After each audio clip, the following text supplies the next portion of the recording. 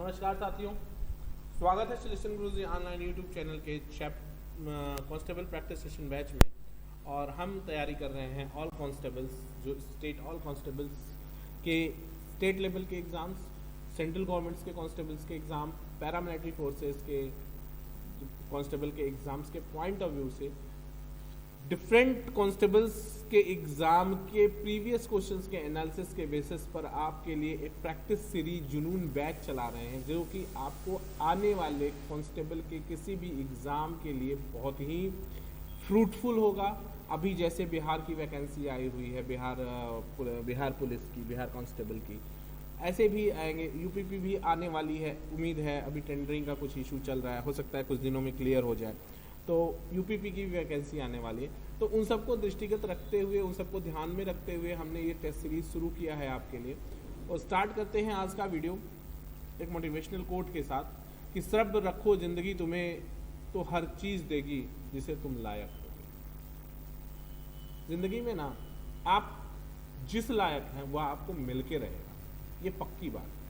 और अगर जो नहीं मिल रहा है तो आप समझ लो कि आप उस लायक नहीं हैं, या आपने अपने आप के अंदर उतनी एबिलिटी नहीं डेवलप की है कि वो मिल सके आपको। बहुत सुंदर सी बात है कि एक कंपनी में 20,000 से लेके 2 लाख तक की सैलरी के एम्प्लॉय होते हैं। अब 20,000 वाला सोचे कि मुझे 20,000 सैलरी मिलती है, कंपनी 20,000 सैलरी देती है, तो it's not true. Company 2 lakh रुपए भी सैलरी देती है, but you are not eligible to get the salary of 2 lakhs because you are not able to do as a 2 lakh salaries person। जिस दिन आप 2 लाख के काम के बराबर का काम करने लगेंगे, कंपनी आपको भी 2 लाख सैलरी देगी। तो ज़रूरत इस बात की है कि अपने लेवल को उठाएं, चाहे वो पढ़ाई का लेवल हो, काम का लेवल हो, या कोई भी लेवल हो, उस लेवल को उठाने की जरूरत है। ठीक है, तो बढ़ते हैं क्वेश्चन की तरफ। पहला क्वेश्चन है, ध्यान दीजिएगा, सिंपल से सवाल है, इसको बहुत सिंपल से तरीके से ट्रीट भी करना है। इसमें बहुत दिमाग नहीं लगाना है, बहुत दिमाग नहीं लगाना है, ध्यान देना। बहुत आसान सा सवाल कह रहे हैं कि 20 लीटर मिश्रण में दूध और पानी का अनुपात 3:2 है। इसमें से 10 लीटर मिश्रण निकालकर शुद्ध दूध मिलाया जाता है तथा यह क्रिया एक और बार दोहराई जाती है। परिणामी मिश्रण में दूध तथा पानी का अनुपात क्रमशः कितना है? बहुत आराम से चीज टैकल करिए। 20 लीटर, ध्यान दीजिएगा, 20 लीटर ये दूध है और ये पानी, 3:2 के अनुपात में है, तो 5, और ये 12 लीटर दूध है और 8 लीटर पानी। कोई तकलीफ नहीं, यही होगा। कह रहा है कि दूध 10 लीटर मिश्रण निकालकर, अगर आप 10 लीटर मिश्रण निकालने जा रहे हो तो 10 लीटर मिश्रण में कितना दूध और कितना पानी निकलेगा? 3 दूध है और 2 पानी है, तो यहाँ से निकलेगा 6 दूध और 4 पानी। तो दूध निकल गया 6 और पानी निकल गया 4। अब कितना बचा बच्चा? तो दूध बचा 6 और पानी बचा 4। अभी क्या कह रहे हैं? 10 लीटर मिश्रण निकालकर शुद्ध दूध मिला दिया जाता है, यानी अब सिर्फ दूध मिलाया जाता है, तो दूध कितना हो गया? 16, और पानी कुछ नहीं मिलाया गया, तो मिश्रण फिर एज इट इज 20 पे आ गया। ठीक है, अब क्या कह रहे हैं? फिर 10, अब अनुपात क्या है दूध और पानी का? अब दूध और पानी का अनुपात है 4 × 4, 4 × 16, 4:1। अब इसमें से फिर 10 लीटर अगर आप मिश्रण निकालोगे, तो अब 10 लीटर जब मिश्रण निकालोगे तो कितना दूध और कितना पानी निकलेगा? ये समझ लो, 4 दूध निकलेगा और 1 पानी निकलेगा, यानी 8 दूध निकलेगा और 2 पानी निकलेगा। तो यहाँ से 8 दूध निकाल दिया आपने, और कितना निकाल दिया? 2 पानी निकाल दिया, यानी अब दूध कितना बचा? 8, और पानी कितना बचा? 2। और अब क्या मिला दिया? फिर 10 लीटर दूध मिला दिया, तो दूध हो गया 18, और पानी कुछ नहीं मिला, तो ये हो गया 2। यानी अब जो है मिल्क और वाटर किस रेशियो में हो गया? 18:2, यानी 9:1 के अनुपात। ये सिंपलेस्ट वे है क्वेश्चन को सॉल्व करने का। थोड़ा टाइम टेकन हो सकता है, बट परफेक्ट एक्यूरेसी के साथ क्वेश्चन सॉल्व हो जाए। 1-2 बार आप अगर प्रैक्टिस कर लेंगे तो बहुत स्पीड से भी कर लेंगे। ठीक है, देख लो फिर से। 20 लीटर मिश्रण है, 20 लीटर मिश्रण है, इसमें 3 भाग दूध और 2 भाग पानी है, तो 12 लीटर दूध हो गया, 8 लीटर पानी हो गया। कह रहा है अगर इसमें से 10 लीटर मिश्रण निकाल दें, तो 10 लीटर मिश्रण पहले बार में 10 लीटर मिश्रण निकाल दें, और अगर 10 लीटर मिश्रण निकाल देंगे तो क्या बचेगा? ध्यान देना जरा सा।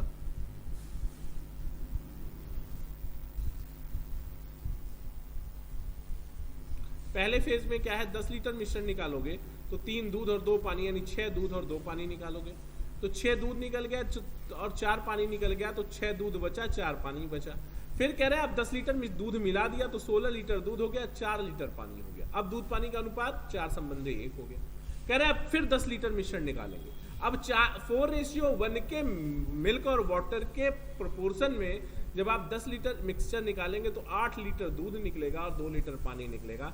16 में से 8 लीटर दूध चला गया, 8 बचा, और 4 लीटर पानी में से 2 लीटर पानी चला गया तो 2 बचा।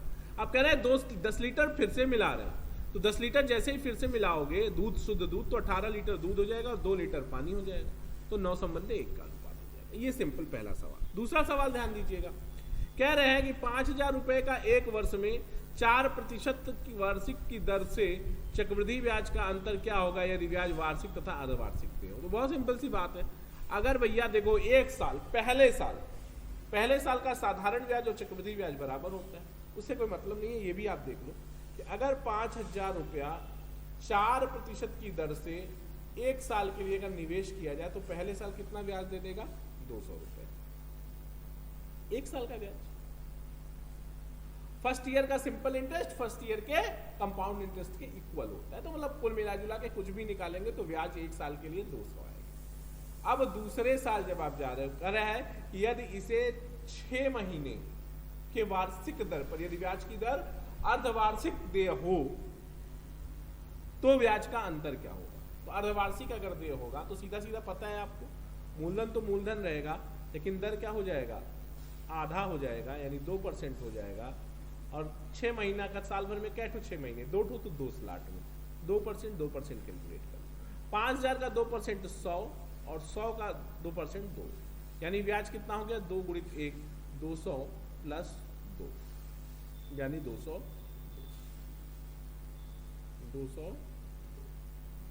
एक ये ब्याज है 200 और एक ब्याज है 202। डिफरेंस अगर आप पूछेंगे कि what will be the difference of that, तो 202 माइनस 200 इज इक्वल टू 2, यानी 5,000 रुपए की राशि का एक साल का 5,000 रुपए की राशि का एक साल का 4% वार्षिक की दर से अगर वार्षिक ब्याज संयोजित करेंगे तो 200 रुपए ब्याज होगा, और ब्याज अगर अर्धवार्षिक संयोजित करेंगे तो 202 रुपए ब्याज। अंतर कितना आ गया, 2 रुपया। आपका पहला ऑप्शन करेक्ट है, कोई तकलीफ नहीं। आगे बढ़ूं, सिंपल सवाल है ना। अगला क्वेश्चन है कि 2 विकर्णों का अनुपात, ध्यान देना, 2 विकर्णों का अनुपात 4:3 संबंधित 7 है, तो क्षेत्रफल का अनुपात क्या होगा। बहुत सिंपल बात, विकर्ण क्या होते हैं, विकर्ण 1 डायमेंशनल होते हैं और एरिया क्या होता है, क्षेत्रफल 2 डायमेंशनल है। तो सीधा सीधा है कि अगर आपसे 1 डायमेंशनल दिया हो और 2 डायमेंशनल रिजल्ट पूछ रहा हो तो स्क्वायर, 3 डायमेंशनल का रिजल्ट पूछ रहा हो तो क्यूब। विकर्ण अगर 3 संबंधित 7 के अनुपात में है, ये अनुपात अगर विकर्णों का है दोस्त, तो कुछ नहीं करना है, क्षेत्रफलों का अनुपात इसका वर्ग होगा, 9 संबंधित 49 होगा। कोई तकलीफ नहीं ना, कर लोगे, ये आपका बी ऑप्शन करेक्ट हो जाएगा, कोई तकलीफ नहीं। अगला क्वेश्चन ध्यान देना, कह रहे हैं कि यदि 12 पेंसिल का क्रय मूल्य 10 पेंसिल के विक्रय मूल्य के बराबर है तो लाभ प्रतिशत क्या है। सीधा है 2/10 गुणित 100, 2/10 गुणित 100 50%, 2/10 गुणित 100 20% आपका आंसर आ जाएगा। ठीक है, अगर तकलीफ है आपको इस बात को, देखो बात को समझो, मैं आपको ऐसी ओरल समझा दूं कि अगर 20 पेंसिल, ध्यान देना बच्चा, बहुत सिंपल सा सवाल है कि 12 पेंसिल का क्रय मूल्य, यानी जितने रुपए में 12 पेंसिल खरीद पाते हैं उतना पैसा आपको 10 पेंसिल बेच के ही मिल जाता है। जितने पैसे में आप 12 पेंसिल खरीदते हो उतना पैसा 10 पेंसिल बेच के पा जाते हो, तो बैलेंस कितना बना पाते हो, 2 पेंसिल का। ये 2 पेंसिल ही लाभ है आपके, कितना पेंसिल बेच के, 10 पेंसिल, 2 गुणित 10 गुणित 100, 10 10 में 100, 20% आपका आंसर हो जाएगा। एक तो ये तरीका है जो स्मार्ट से स्मार्ट वे है, स्मार्टेस्ट वे है।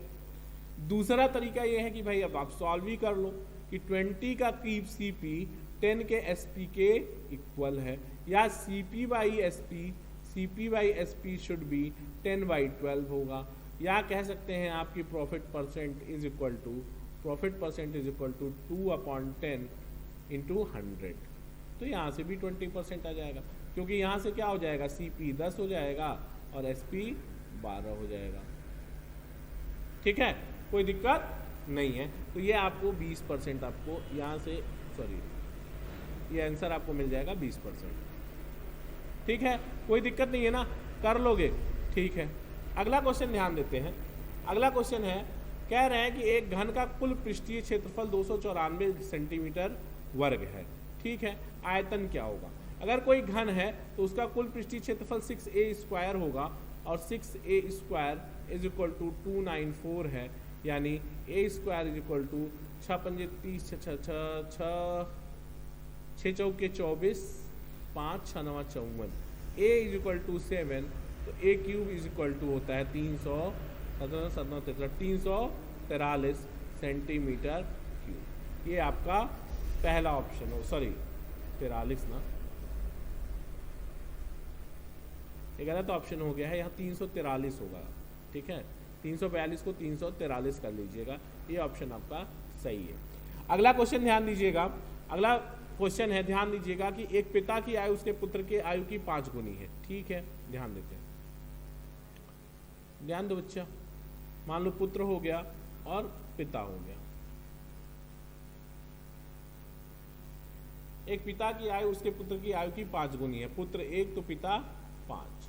कह रहे 6 वर्ष बाद, आफ्टर 6 ईयर 6 वर्ष बाद पिता के आयु पुत्र की आयु की 3 गुनी हो जाएगी, यानी पुत्र 1 तो पिता 3 हो जाएगा। बात समझ में आ रही?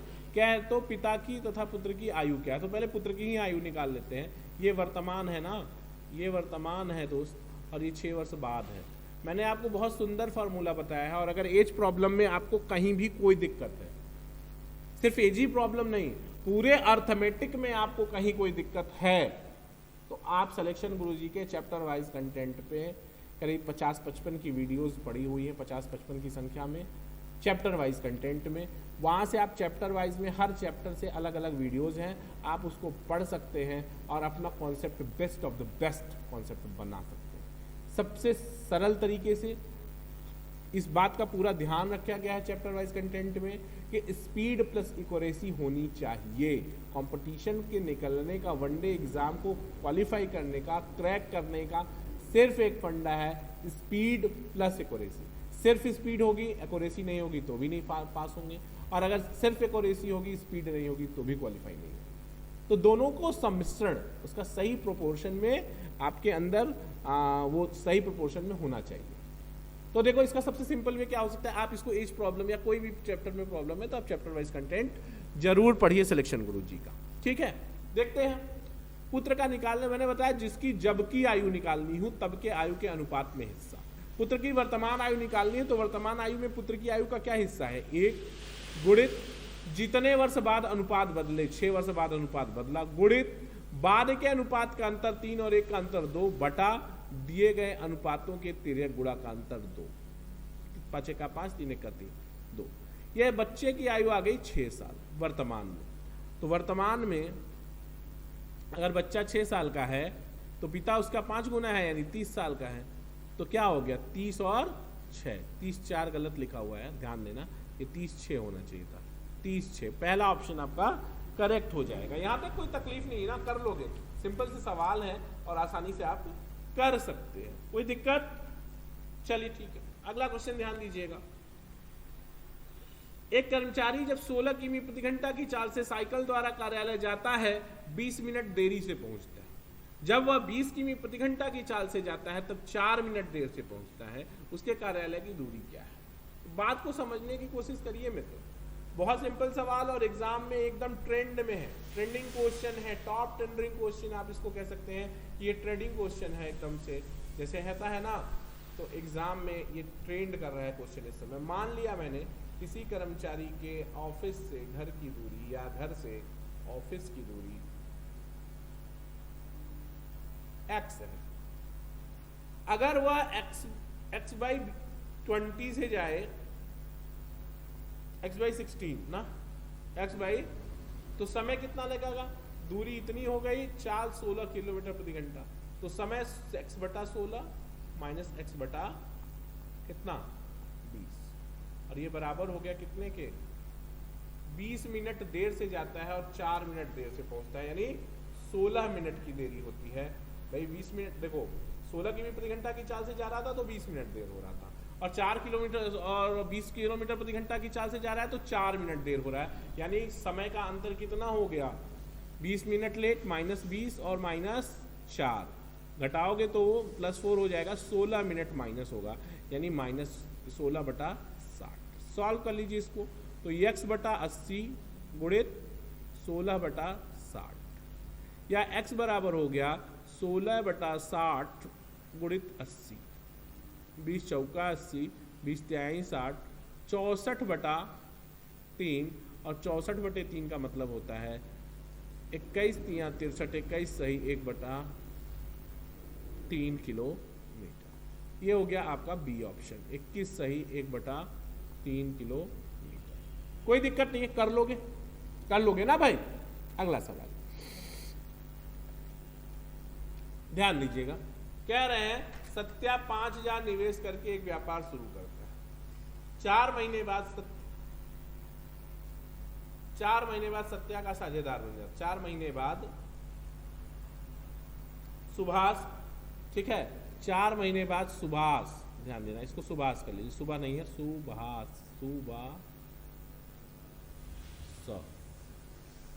सत्या का साझेदार बन जाता है। 1 वर्ष बाद लाभ को 2 संबंधी 1 के अनुपात में बांटा जाता है। सुभाष द्वारा व्यापार में लगाया गया धन कितना है? बहुत सिंपल, बहुत सिंपल सवाल। सत्या है और कौन है? सुभाष। क्या रेशियो भैया? कह रहे हैं कि सत्या ने 5000 रुपए लगाए, 12 महीने काम किया, 4 माह बाद यानी कै महीने, 8 महीने सुभाष ने 5 पी रुपए लगा के काम किया।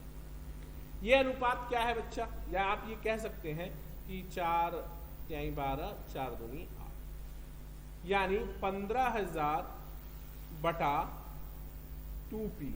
ये निवेश का अनुपात है और इसी अनुपात में लाभांश बांटा जाता है, तो p क्या होगा? तो 4p is equal to 15,000, it means p is equal to 3750। कितना पैसा लगाया उसने? 3750 रुपए। सुभाष ने 3750 रुपए लगाकर व्यापार ज्वाइन किया। बात को समझने की कोशिश करो। पूरे पार्टनरशिप के चैप्टर में सबसे महत्वपूर्ण बात यह है कि आपको निवेश का अनुपात लाभ के अनुपात के बराबर समझ आना चाहिए। यही उसका बेसिक कॉन्सेप्ट है, कोर कॉन्सेप्ट है। अगला सवाल कि किसी परीक्षा में छात्र 60% छात्र अंग्रेजी में उत्तीर्ण हुए, 70% हिंदी में, 40% दोनों विषयों में उत्तीर्ण हुए, तो कितने छात्र दोनों विषयों में अनुत्तीर्ण हुए? पहले दोनों विषयों में उत्तीर्ण ही निकाल लेते हैं। Pass in English how much? 60%।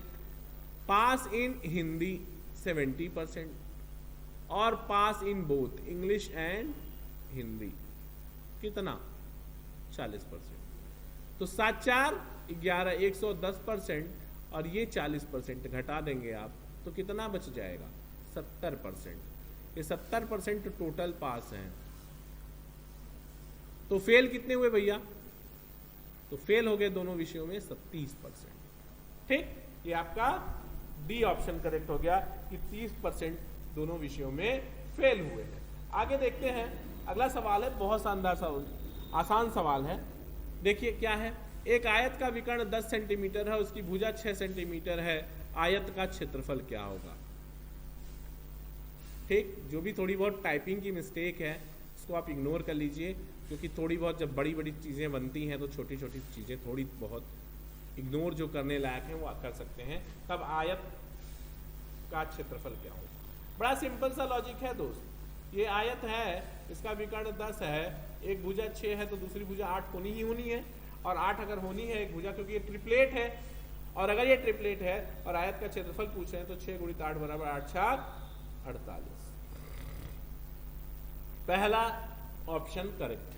ठीक है, अगला सवाल कह रहे हैं कि कोई धन 5 वर्ष में 2 गुना हो जाता है, कितने वर्ष में 3 गुना होगा? एक्चुअली ये 3 गुना नहीं है, बेसिकली ये 8 गुना है कि कितने समय में 8 गुना होगा। ठीक है,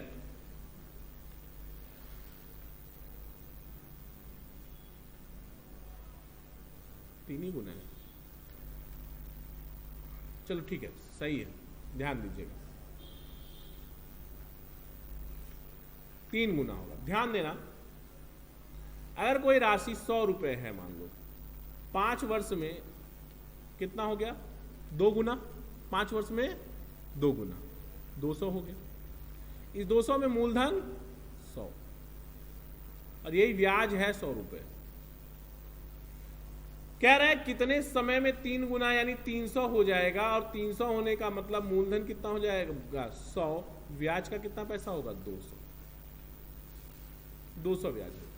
100 रुपया ब्याज पाने में 5 साल लग गए, तो 200 रुपया ब्याज पाने में कितना साल लग जाएगा? 10 साल। सिंपल सवाल, क्लियर है ना? कर लोगे। 8 गुना वाला जो मैं बता रहा था वो दूसरी बात बता रहा था। क्या बता रहा था? सवाल अगर 3 गुना पूछ रहा है तो आप ऐसे लगा लोगे। फिर से समझ लो, 100 रुपया अगर 5 साल में 200 हो रहा है तो 200 रुपए में 100 रुपया मूलधन है, 100 रुपया मूलधन है और 100 रुपये ब्याज। और 100 रुपये पे 100 रुपया ब्याज पाने में आपको लग गए 5 साल। 3 गुना होना है यानी 100 से 300 होना है, यानी मूलधन 100 ब्याज 200। 100 रुपया ब्याज पाने में आपको कितना दिन लगा भाई? 100 रुपये ब्याज पाने में आपको 5 साल लग गए 100 रुपये पे, तो 100 रुपये पे 200 रुपये ब्याज पाने में 2 गुना समय लगे, 110 साल। 8 गुना वाला क्या कॉन्सेप्ट में बता रहा था? अगर सवाल ये होता कि कोई धन 5 वर्ष में 2 गुना हो जाता है तो चक्रवृद्धि ब्याज की दर से कितने समय में उसी चक्रवृद्धि ब्याज की दर से 8 गुना होगा, तो 5 साल में अगर 2 गुना होता है तो 8 गुना होने में कितना समय लगेगा? 2 की पावर 3 8 होता है, और इस 3 का यही 5 से गुणा हो जाता है तो हो जाता है 15 साल। कोई दिक्कत नहीं, कर लोगे ना? ठीक है, तो सिलेक्शन गुरुजी पर जुनून प्रैक्टिस सेशन बैच में आज इतना ही। कल फिर मुलाकात होगी आपसे कुछ ऐसे ही बेहतरीन और शानदार सवालों के साथ, जो आपको आगामी परीक्षाओं में बहुत ज़्यादा लाभ पहुंचाने वाले हैं। देखते रहिए सिलेक्शन गुरुजी ऑनलाइन। अगर आपको चैनल अच्छा लगा हो, आपको हमारा मेथड अच्छा लगा हो, पढ़ाने का तरीका अच्छा लगा हो, तो चैनल को लाइक करिए, शेयर करिए और सब्सक्राइब करिए। देखते रहिए सिलेक्शन गुरुजी ऑनलाइन। कल फिर मुलाकात होगी। जय हिंद, जय भारत।